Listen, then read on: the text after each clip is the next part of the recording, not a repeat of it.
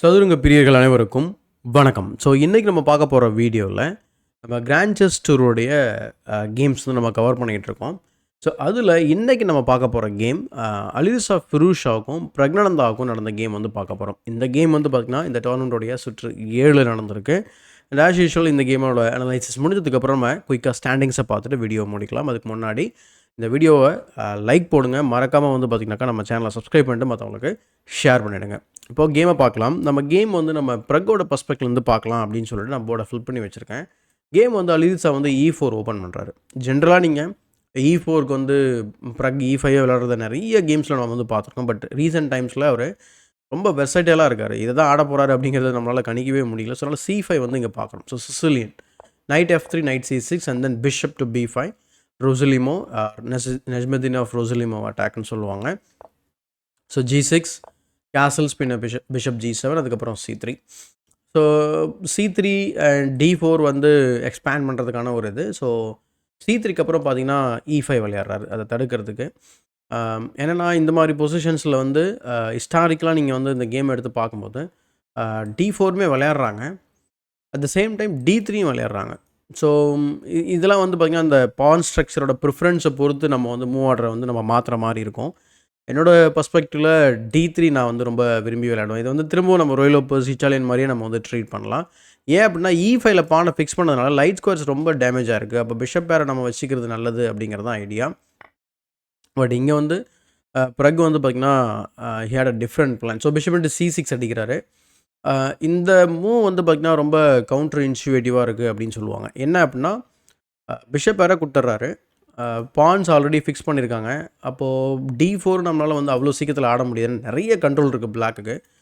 D3 விளையாடுறாரு. அப்போ D3 வந்து ஆட்டோமேட்டிக்காக ஒரு பேக்வேர்ட் பானாக வந்து மாறுது. ஸோ அதை லாங் ரனில் பார்த்தீங்கன்னாக்கா என்ன சொல்கிறது, ஆக்சுவலாக அலிசா வந்து கேப்சர் பண்ணிக்கிற மாற்றி சொல்லிட்டேன். ஸோ லாங் ரனில் வந்து பார்த்திங்கன்னா அலிசாவுக்கு D3ல ப்ராப்ளம் வர வாய்ப்பு இருக்குது. ஸோ எப்படி அதை ஹேண்டில் பண்ணுறாரு, இல்லை அவரோட ஸ்ட்ராட்டஜி என்ன அப்படிங்கிறத பார்க்குறது ரொம்ப சுவாரஸ்யமாக இருக்கும். ஸோ குயின் E7 பின் அதுக்கப்புறம் நைட்டை டெவலப் பண்ணுறாரு. Knight F6 F4. So queen E7ஓட ஐடியா கேட்டிங்கன்னா 2 in 1. ஏன்னா நைட்டை டெவலப் பண்ணோம், ப்ளஸ் இந்த பானுக்கு சப்போர்ட்டு, ப்ளஸ் ஏதாவது ஒரு ரூக்கை நம்ம இமீடியட்டாக வந்து D5 கொண்டு வரலாம். ஸோ கேன்சல் பண்ணிடுறாரு பிறகு. அதுக்கப்புறம் நைட் டு C4. நைட் C4ஓட ஐடியா என்னன்றது உங்களுக்கு கிளியராக தெரியும். ஸோ பானில் ப்ரெஷர் வருது, அதனால் நைட் E8 போயிட்டு இந்த பிஷப்னாலேயே வந்து பாதுகாப்பு எக்ஸ்ட்ரா கொடுக்குறாரு. அதுக்கப்புறம் பிஷப் E3 பார்க்குறோம். பின் அதுக்கப்புறம் நைட் டு C7. அண்ட் இந்த பொசிஷனில் ஒரே ஒரு குயிக் டவுட் வரும் நிறைய பேருக்கு. என்னென்னா இந்த நைட் இங்கே இருக்கிறதுனா பிரச்சனை. அப்போ நம்ம வந்து நைட்டை கிக் பண்ண முடியுமா அப்படின்னு பார்த்தா இங்கே சூப்பரான டாக்டிக்கல் ஐடியா இருக்குது ஒயிட்டுக்கு. பிளாக்னால அவ்வளோ சீக்கிரத்தில் இந்த நைட்டை கிக் பண்ண முடியாது. ஸோ இதை வச்ச உடனே பார் வந்து ரொம்ப பிளாக்கோட பர்ஸ்பெக்டில் ஆர் ஒயிட்டோட பர்ஸ்பெக்டில் பெட்டராக மாற்ற கவனிச்சிருப்பீங்க. ஏன்னா A into B5 C into B5 night வந்து இப்போ பின்னாடி தான் போயாகணும் அப்படின்னு நினைப்போம். பட் இங்கே ஒரு ப்ரில்லியண்ட்டான மூவ் நைட் B6. இப்போ ரூக் அட்டாக்ல இருக்குது, நீங்கள் ரூக்கை மூவ் பண்ணிங்க அப்படின்னு சொன்னால் இந்த மாதிரி தென் நைட் டு D5. ஸோ பியூட்டிஃபுல்லான ஒரு அவுட் போஸ்ட் வந்து பார்த்திங்கன்னா நைட்டுக்கு கிடைக்கும். அண்ட் நீங்கள் திரும்ப குயினை மூவ் பண்ணதுக்கப்புறம் நம்ம B4 ஆடிட்டு இன்னும் சில த்ரெட்ஸை வந்து க்ரியேட் பண்ண முடியும். இப்போ A7 is hanging C5. So இந்த ரூக்கு ட்ராப் ஆக போகுது, நைட் செக் இருக்குது. ஸோ பெரிய ப்ராப்ளம் வந்து வர வாய்ப்பு இருக்குது. இந்த நைட்டை வந்து இந்த மாதிரி ரொட்டேட் பண்ணி நம்ம C4 வரும்போது யாராவது B5 பிரேக் பண்ண வாய்ப்பு இருந்தால் இந்த மாதிரி டாக்டிக்ஸ் நம்மளுமே வந்து கையாள முடியும். So knight C7 H3 rook D8 queen C2. So just எக்ஸ்ரேலேருந்து உடனே வெளில போயிடுறாரு. So B6. ஸோ கன்சல்டேட் பண்ணுறாரு C5. அதுக்கப்புறம் B4. அதுக்கப்புறம் C takes B4. C takes B4க்கு அப்புறம் C takes B4 நம்ம பார்க்குறோம். ஆல்ரெடி இந்த கேமோட கிரிட்டிக்கல் பொசிஷனை வந்து நம்ம ரீச் பண்ணிட்டோம் அப்படின்னு கூட சொல்லலாம். காரணம் என்ன அப்படின்னா இந்த பொசிஷனில் பார்த்தீங்கன்னா ப்ரக்குக்கு லைட் ஸ்கொயர் பிஷப் டெவலப் பண்ணால் அவருக்கு பிஷப் பேர் இருக்குது. சென்டர் ஓப்பனாக பிஷப் பேர் வந்து ரொம்ப யூஸ்ஃபுல்லாக இருக்கும். இது ஏன் கிரிட்டிக்கல் அப்படின்னா குயின் சைடில் வந்து ஒயிட் வந்து உள்ளே இன்ஃபில்ட்ரேட் பண்ண பார்க்குறாரு. ஸோ இதை எப்படி தடுக்கிறாரு அப்படிங்கிற பாருங்கள். ஸோ நைட் A6 போகிறாரு. அண்ட் இந்த பொசிஷனில் நம்ம வந்து நைட் A6 தவிர குயின் டெக்ஸ் B4 ரொம்ப க்ரீடியாக ஆடலாமா? ஏன்னா ஒரு பான் ஃப்ரீயாக கிடைக்குது அப்படின்னு சொல்லி ஆடணும் அப்படின்னா இங்கே உங்களுடைய பான் வந்து ட்ராப் ஆடாது, அதனால் இம்மீடியட்டாக ஆட முடியாது. ஸோ நைட் A6 போயிட்டு ப்ரெஷர் பண்ணுறாரு. அப்படி பண்ணதுக்கப்புறம் பிஷப் D2 போட்டு டிஃபெண்ட் பண்ணுறாரு. சரி, இந்த முறை நம்ம வந்து பான் போனாலும் பரவாயில்ல, அப்போ தான் நம்மளுடைய ஃபைல் வந்து டயக்னல் வந்து பிஷப்க்கு ஓப்பன் ஆகும் அப்படின்ற ஒரு இதில் அவர் என்ன பண்ணிடுறாரு, அந்த வேரியேஷனுக்குள்ளே போகிறாரு. ஸோ போனதுக்கப்புறம் நைட் C takes E5. இப்போ நைட் ஆக்சுவலாக பின்னில் இருக்குது. ஸோ குயின் D6 போட்டு இந்த பின்னை பின்டு பீஸை ஃபர்தராக அட்டாக் பண்ணுறாரு. இந்த பொசிஷனில் ரொம்ப ரொம்ப நேச்சுரலான மூவ் அப்படின்னு நம்ம எதிர்பார்க்கோம் அப்படின்னா சில கவுண்டர் அட்டாக்கிங் ஐடியாஸ் இருக்குது. ஏன்னா நைட்டால் மூவ் பண்ண முடியாதுன்னு நினைப்போம். ஆனால் ஆக்சுவலாக மூவ் பண்ணி C6 வெட்டி திரும்ப கவுண்டர் அட்டாக் பண்ண முடியும். ஏன்னா இங்கே அவர் இங்கே வெட்டினா நம்ம இங்கே வெட்டலாம் அப்படிங்கிற மாதிரி. அதனால் night into C6 top move தான் ஆக்சுவலாக. So night into C6 queen into D3 queen into D3 அதுக்கப்புறம் ரூக் இன்ட்டு D3ன்னு சொல்லி இந்த மாதிரி நம்மளால் வந்து விளையாட முடியும். பட் கேமில் என்ன ஆகுது அப்படின்னா ஒரு D4 போட்டு அதை தடுக்கிறாரு. ஸோ இந்த மூவ் வச்ச உடனே வந்து பார்த்திங்கன்னா பார் ஃபர்தராக வந்து பிளாக்கோட பர்ஸ்பெக்டில் பெட்டர் ஆகிட்டே வருது. அதுக்கான காரணம் என்ன அப்படின்னா இங்கே இந்த பானை நம்மளால் அண்டர்மைன் பண்ண முடியும். அட்லீஸ்ட் முன்னையாவது இங்கே வெட்டுறதுக்கு ஒரு பானை இருக்கும். இப்போ ப்ரக் என்ன பண்ணிடுறாரு அப்படின்னா C5 போட்டு இந்த பானை இந்த நைட்டோட டிஃபெண்டரான இந்த பானை வந்து அண்டர்மைன் பண்ணுறாரு. ஸோ ரூக் F D1 பின் அதுக்கப்புறம் பிஷப் B7. ஸோ இந்த ஒரு டெம்போவை யூஸ் பண்ணி இந்த பிஷப்பையும் டெவலப் பண்ணிடுறாரு. இப்போ சென்ட்ரல் சரியான ப்ரெஷராக இருக்குது.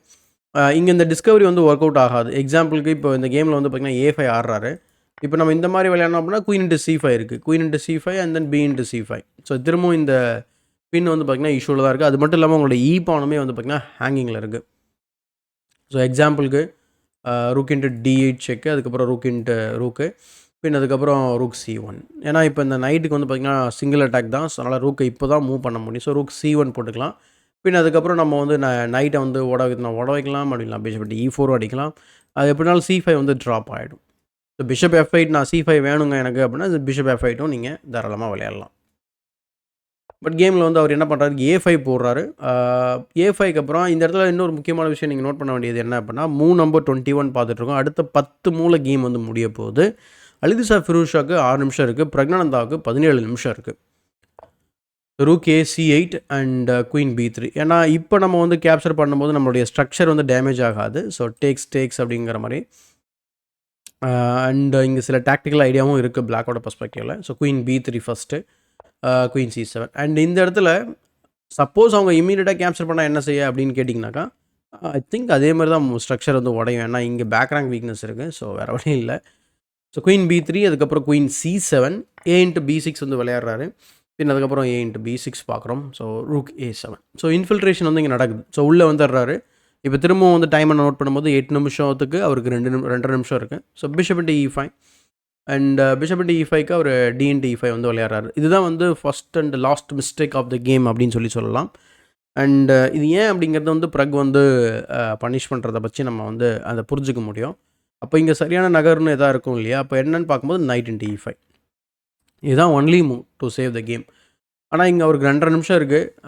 அந்த ஒரு 2 நிமிஷம்னும் போது அந்த கிரிட்டிக்கல் மூவ் வந்து நம்ம வந்து கண்டுபிடிக்க முடியறது ரொம்ப ரொம்ப கஷ்டம்.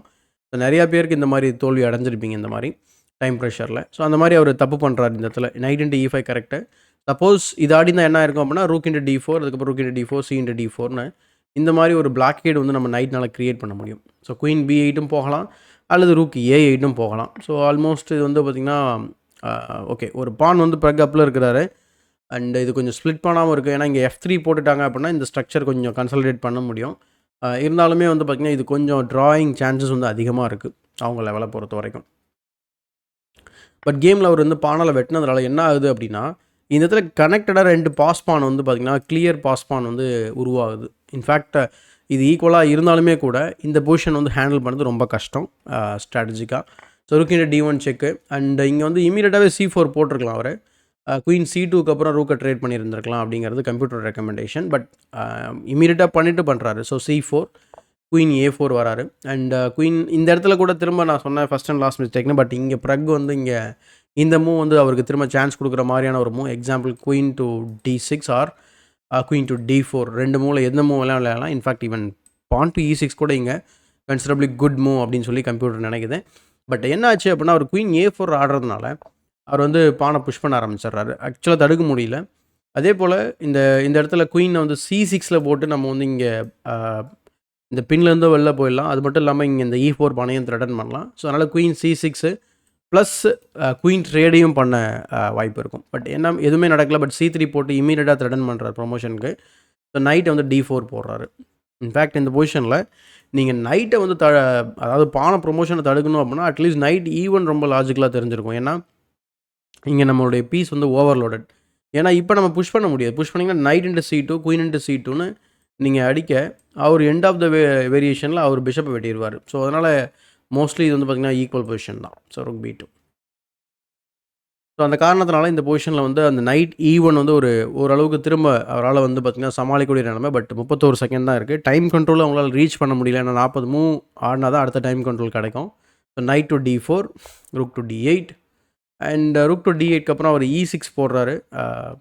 ஜஸ்ட்டு இதெல்லாம் ஒன்றும் பெரிய ப்ராப்ளம் கிடையாது ஆக்சுவலாக பிளாக்குக்கு பார்த்தீங்கன்னாக்கா. எஃப்இன்டி E6 அடிக்கிறாரு. நான் நினச்சேன் இங்கே எஃப்இன்டி E6 அடிச்சப்போ ஃபோர்க் பண்ண போகிறாரு போல். ஆனால் அவர் என்ன செய்கிறாரு அப்படின்னா ரூக் இன்ட்டு B7 அடிக்கிறாரு. இப்போ அப்படியே நம்ம இந்த ஃபோர்க் பண்ணியிருந்தாலும் கூட டெம்பரரியாக நம்ம வந்து குயின் சாக் பண்ணிடலாம். ஸோ இந்த மாதிரி செக்கு போட்டு எடுத்துகிட்டு நம்ம வந்து ரூக் F2 F8ல் போட்டு இந்த இதை டார்கெட் பண்ணலாம். நீங்கள் டிஃபெண்ட் பண்ணிங்கன்னா நம்ம இப்படி திரும்பவும் த்ரெடன் பண்ணலாம். ஸோ இந்த மாதிரி எல்லாமே ட்ரேட் பண்ணதுக்கப்புறம் எண்ட் ஆஃப் த வேரியேஷனில் ரூக் B2 போட்டு பிஷப்பை பாதுகாப்பு கொடுத்துடலாம். ஸோ இந்த பான் அட்டாக்ல இருக்குது. ஸோ பானை மூவ் பண்ணிங்கன்னு சொன்னால் தென் கிங் F7, கிங் E6ன்னு சொல்லி இந்த பிஷப்பை நம்ம மூவ் பண்ண வேண்டியதே கிடையாது. ஏன்னா நம்ம ரூக் வந்து அவங்களோட ரூக் வந்து ஆக்டிவேட் பண்ணுற மாதிரி ஆகிடும். அழகாக நம்ம இந்த பானை வெட்டிட்டு அப்படியே வந்து கூட ஈஸியாக செக்மேட் பண்ண ட்ரை பண்ணலாம். அதனால் நைட் இன்ட்டு E6ம் அவர் விளையாடல. ஸோ இதெல்லாம் வந்து லூசிங் பொசிஷன் ரீச் பண்ணிட்டாரு. ஸோ லைக் 30 செகண்ட்ஸில் ஆடிட்டு இருக்கிறாரு. Rook into B7 விளையாடுறாரு. அதுக்கப்புறம் queen Tex B7 and then night Tex E6 and then queen to D7. So கம்ப்ளீட்டாக வந்து பார்த்திங்கன்னா எக்ஸ்சேஞ்ச் டவுன். அண்ட் அது மட்டும் இல்லை, ரொம்ப முக்கியமான விஷயம் என்ன அப்படின்னா இந்த இடத்துல இந்த 2 பான்ஸ் கனெக்டட் இருக்குது. நாட் கனெக்டட் பட் பாஸ்டு பான்ஸ் இருக்குது. But eventually it will be connected. So அந்த காரணத்தினால இந்த பொசிஷனில் வந்து பார்த்திங்கன்னா அலிரிசா ஃபிரூஷா வந்து 31வது மூலே வந்து ரிசைன் பண்ணிடுறாரு. நான் 21வது மூலை சொல்லியிருந்தேன், 10 மூலை வந்து கேம் முடிய போகுதுன்னு சொல்லிட்டு அதே போல் இங்கே கேம் வந்து முடிஞ்சிருச்சு. இப்போது குயிக்காக ஸ்டாண்டிங்ஸ் பார்த்துட்டு இந்த வீடியோவை முடிச்சிடலாம். ஸோ 7 ரவுண்ட்ஸ்க்கு அப்புறம் இதுதான் வந்து ஸ்டாண்டிங்ஸ். ஸோ ஃபேபி 4.5ல லீடிங்கில் போயிட்டுருக்கிறாரு. ஸோ லீடர் வந்து ப்ரக் வந்து பிடிச்சிருக்காரு. So by beating Alireza Firouzja. So 4.5ஓட அவரோட டை ஆகிருக்கிறாரு. ஸோ என்ன அப்படிங்கிறத நம்ம வந்து பொறுத்திருந்து பார்க்கலாம். அதுக்கப்புறம் வெஸ்ட்லேவும் லெவோனும் 4. அடுத்து MBL யான் கிறிஸ்டாஃப் ஜூடா, சாம் சாவியன் வந்து பார்த்திங்கன்னா 3.5. அதுக்கடுத்து அலிரிசா ஃபிரூஷா, குகேஷ் இவங்க 2 பேரும் வந்து பார்த்திங்கன்னா 3 பாயிண்ட்ஸ். அண்ட் குகேஷ் செகண்ட் லாஸும் சஃபர் ஆகிருக்காரு. அதுக்கப்புறம் நொதீர் பேக் வந்து பார்த்திங்கன்னா 1.5 தான். ஸோ ரொம்ப பூரான டோர்னமெண்ட் நினைக்கிறேன் அவருக்கு. But okay, he will be back soon. யார் கூட அப்படின்னா வெஸ்ட்லே கூட வந்து குகேஷ் வந்து தோற்றுருக்காரு. ஸோ என்னன்னு சொல்லி நம்ம வந்து பார்க்கலாம் ஃபர்தராக. அண்ட் இந்த வீடியோ பிடிச்சிருந்தா லைக் போடுங்க, மறக்காமல் மற்றவங்களுக்கு ஷேர் பண்ணுங்கள். இன்னும் சேனலில் சப்ஸ்கிரைப் பண்ணல அப்படின்னா சப்ஸ்கிரைப் பண்ணிட்டு பெல் பட்டனை ப்ரெஸ் பண்ணி வச்சுக்கோங்க. அதே போல் ரொம்ப ஒரு முக்கியமான ஒரு வீடியோ வந்து ஒரு பேரண்ட்டோட பர்ஸ்பெக்டிவில் இருந்து என்னோடய நண்பர் ஒருத்தர் என்னை வந்து கேள்வி கேட்குற மாதிரி ஒரு பாட்காஸ்ட் நாங்கள் வந்து பண்ணியிருந்தோம். இன்ஃபேக்ட் அவர் வந்து ஒரு செஸ் என்தூசியாஸ் ப்ளஸ் அவரோட பையனுமே வந்து பார்த்திங்கன்னா என்கிட்ட கோச்சிங்கில் இருந்தார். ஸோ ஒரு பேரண்ட்டுக்கு என்னென்ன சந்தேகம்லாம் இருக்குமோ A to Z almost every thing அப்படிங்கிற மாதிரி ஒரு 45 மினிட்ஸ் to 50 மினிட்ஸ் அந்த மாதிரி ஒரு இது பாட்காஸ்டிங் வந்து நாங்கள் பண்ணியிருக்கோம். முடிஞ்ச அளவுக்கு அதை வந்து பார்க்க ட்ரை பண்ணுங்கள். உங்களுக்கு இருக்கக்கூடிய சந்தேகங்கள் எல்லாமே அதில் நீங்கள் வந்து பார்த்து தெரிஞ்சுக்கலாம். அதே போல் மற்றவங்களுக்கும் அதை பகிர மறந்துடாதீங்க. ஸோ இதே போல் ஒரு பயனுள்ள வீடியோவுடன் உங்களை சந்திக்கும் வரை உங்களுக்கு இந்த விடைபெறுவது உங்கள் சதுரங்க சாணக்கியன்.